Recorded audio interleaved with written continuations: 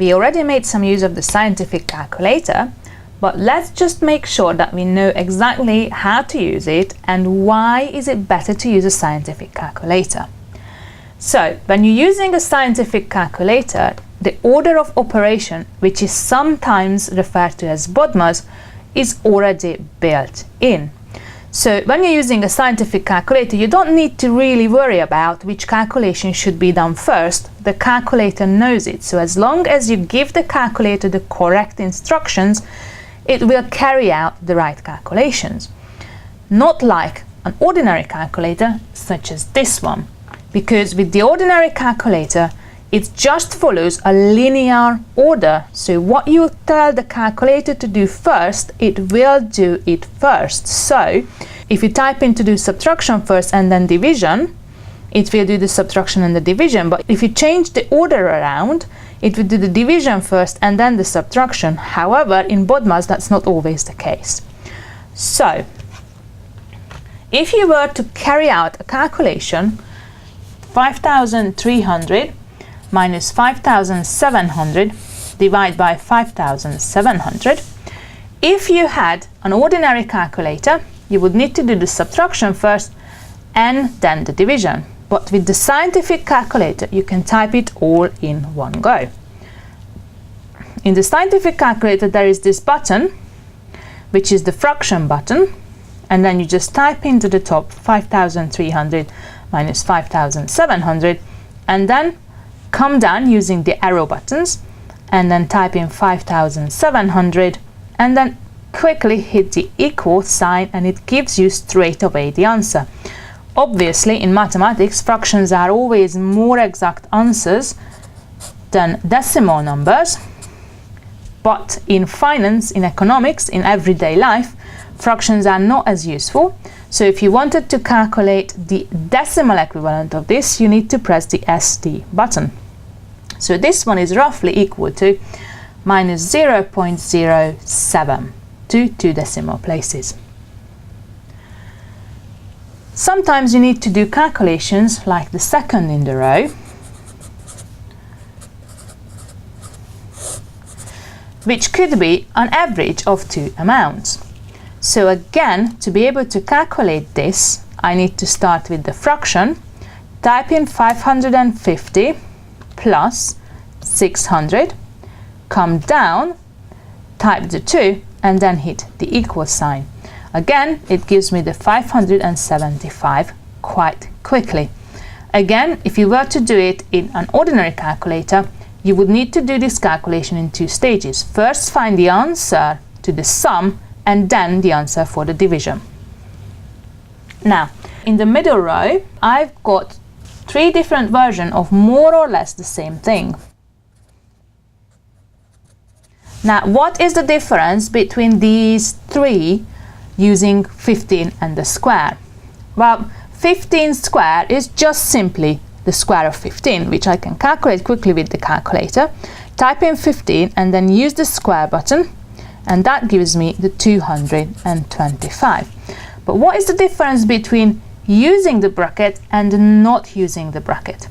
Well, brackets are priorities, so that's telling me what I need to do first.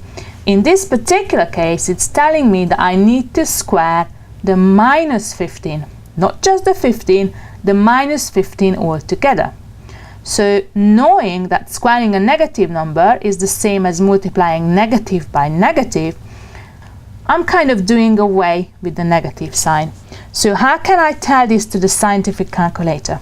Well, I type in the bracket, then the negative sign, the number 15, close the bracket, and then hit the square button.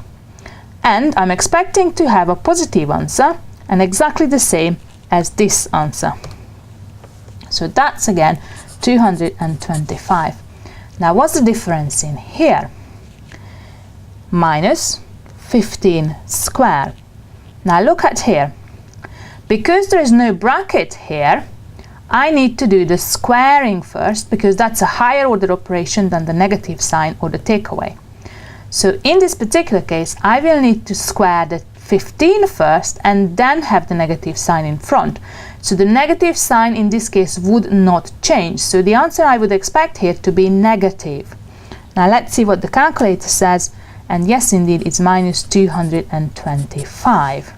So be aware that the bracket, just by placing brackets into different places, I might alter the final amount. So watch out for brackets.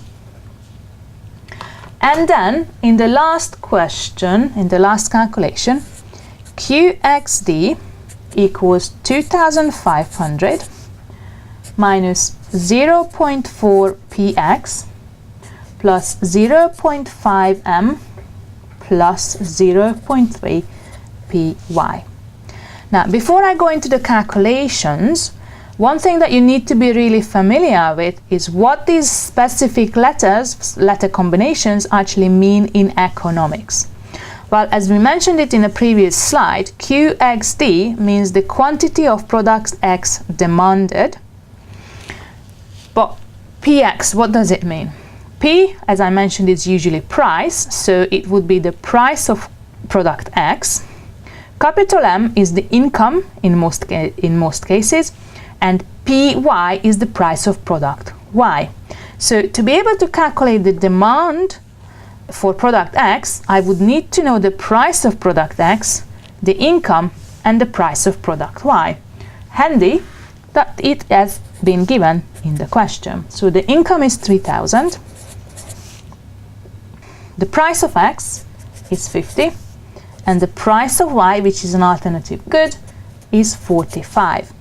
So how can I calculate the quantity demanded of X if I know these values? So all I need to do now, replace the letters with the corresponding numbers. So QXD equals 2500 minus 0.4 times PX is 50 plus 0.5 times M is 3000 plus 0.3 times PY is 45. Now, one thing in algebra is that when I multiply a number with a letter together, I never write out a multiplication sign. But when I need to do the same thing, multiplying numbers together, I always have to write out a multiplication sign. Okay, so there is an X in here, so that's an X meaning a product. But this one here is a multiplication sign. If you are from Europe or some other countries, you might be familiar more like using 0,4, not decimal point, but decimal comma, and using a dot for the multiplication sign. But that is not used in England, so this is the right way of writing it out in England. Okay, so how can we use this to calculate the demand? Well, scientific calculator again makes our life much easier. So I can type in everything in one, and then the answer will come up. If I didn't have a scientific calculator, I would need to do the multiplications individually first, and then I would need to use the additions and the subtractions accordingly. But with the scientific calculator, I can just type it all in one go. So 2500 minus 0.4 times 50 plus 0.5 times 3000 plus 0.3 times 45. And the final answer should be 7987 over 2. Again, this is a fraction which we can't really use because in economics we're working with demands, so fractional demands don't really make much sense. So this would actually be 3993.5.